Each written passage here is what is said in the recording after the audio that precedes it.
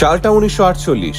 সদ্য স্বাধীন হয়ে চারদিকে তখন দেশ গড়ার উন্মাদনা, কিন্তু ঠিক সেই মুহূর্তেই ভারতের সংবিধানকে চ্যালেঞ্জ জানিয়ে বসলো একটা line, not suitable for women. ভেবে দেখুন, যে মেয়েটা মেধার লড়াইয়ে পুরুষদের পিছনে ফেলে দেশের প্রথম সারির আমলা হওয়ার সর্বোচ্চ যোগ্যতা অর্জন করলেন, তাকেই থামিয়ে দেওয়া হলো শুধু লিঙ্গের দোহাই দিয়ে।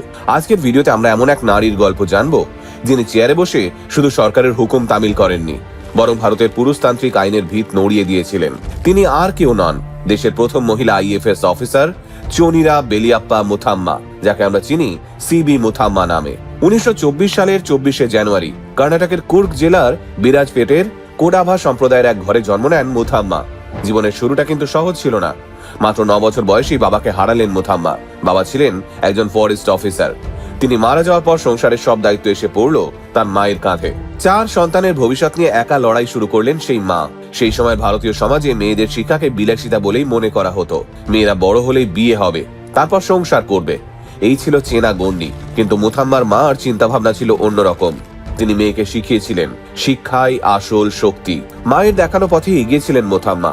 সেন্ট জোসেফ স্কুল থেকে পড়াশোনা শেষ করে তিনি ভর্তি হলেন মাদ্রাজের উইমেন্স ক্রিশ্চিয়ান কলেজে। সেখানেও দুর্দান্ত রেজাল্ট, একাধিক গোল্ড মেডেল। তারপর প্রেসিডেন্সি কলেজ থেকে ইংরেজিতে এমএ। তার প্রতি সাফল্য যেন একটাই কথা বলছিল, যোগ্যতা নারী পুরুষ দেখে আসে না। দেশ তখন সবে স্বাধীন হয়েছে, ভারতের প্রশাসনিক কাঠামো তখন একেবারেই আনকোরা।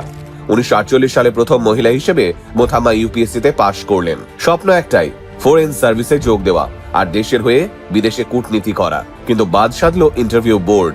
সাফ জানিয়ে দিল মহিলারা ফরেন সার্ভিসের জন্য উপযুক্ত নন। এই একটা লাইন আর তার মধ্যে থাকা 1 শতাব্দীর রক্ষণশীল মানসিকতা মুথাম্মার সব স্বপ্নকে ভেঙে দিল। তবে তিনি যদি সেদিন চুপ করে যেতেন, তাহলে হয়তো গল্পটা এখানেই শেষ হয়ে যেত। কিন্তু তিনি চুপ থাকেননি। তিনি লড়াই করে গেছেন এই রক্ষণশীল চিন্তার বিরুদ্ধে। চিঠি লিখেছেন, যুক্তি দিয়েছেন, বারবার নিজের দাবির কথা জানিয়েছেন। অবশেষে 1949 সাল নাগাদ তাকে ভারতীয় বিদেশ পরিষেবায় নিয়োগ করা হয়। দেশের প্রথম মহিলা আইএফএস অর্থাৎ ইন্ডিয়ান ফরেন সার্ভিস অফিসার হিসেবে নিযুক্ত হন তিনি। কিন্তু লড়াই তখনও শেষ হয়নি। বিদেশ মন্ত্রক তার নিয়োগের সঙ্গে জুড়ে দিল এক অদ্ভুত শর্ত, বিয়ে করলে চাকরি ছাড়তে হবে। ভাবুন একবার, একজন পুরুষ অফিসারের ক্ষেত্রে কেউ এমন শর্ত কল্পনাও করতে পারে? না, পারে না। কিন্তু একজন নারীর ক্ষেত্রে সেটাই হলো। যদিও কয়েক বছর পর নিয়মটা তুলে নেওয়া হলেও বৈষম্য কিন্তু তখনও থামেনি। 3 দশকেরও বেশি সময় ধরে তিনি এশিয়া, আফ্রিকা ও ইউরোপে ভারতের প্রতিনিধিত্ব করেছেন। নিষ্ঠা, সততা ও অত্যন্ত দক্ষতার সঙ্গে নিজের দায়িত্ব পালন করে গেছেন। কিন্তু রাষ্ট্রদূতের পদ বারবার তার নাগালের বাইরেই থেকেছে, কারণ তিনি একজন মহিলা। শেষ পর্যন্ত 1979 সালে তিনি দেশের সর্বোচ্চ আদালতের দরজায় কড়া নাড়লেন। মামলা করলেন কেন্দ্রীয় সরকারের বিরুদ্ধে। অভিযোগ, শুধু মহিলা হওয়ার জন্য তার সঙ্গে বৈষম্য করা হচ্ছে। সরকার পক্ষের উকিল যুক্তি দিলেন, বিবাহিত মহিলা কূটনীতিকরা নাকি গোপন তথ্য ফাঁস করতে পারেন। তখন বিচারপতি VR কৃষ্ণা আইয়ার এক ঐতিহাসিক প্রশ্ন তুললেন, তাহলে বিবাহিত পুরুষ কূটনীতিকদের ক্ষেত্রে সেটা কিভাবে আটকানো হয়? এই একটা প্রশ্ন যেন গোটা সিস্টেমকেই কাঁপিয়ে দিল। সুপ্রিম কোর্ট নির্দেশ দিল, লিঙ্গভিত্তিক বৈষম্য অসাংবিধানিক, সরকারকে সার্ভিস রুল বদলাতে হবে। এই রায় শুধু মুথাম্মার জয় ছিল না, এর ফলে গোটা দেশের অসংখ্য নারীর জন্য খুলে গেল নতুন দরজা। অবশেষে 1979 সালেই তিনি হাঙ্গেরিতে রাষ্ট্রদূত হিসেবে নিযুক্ত হন। তিনি ভারতের প্রথম মহিলা রাষ্ট্রদূত ছিলেন। পরে ঘানা ও নেদারল্যান্ডসেও দায়িত্ব সামলেছেন। এরপর 1982 সালে অবসর নিয়েছেন।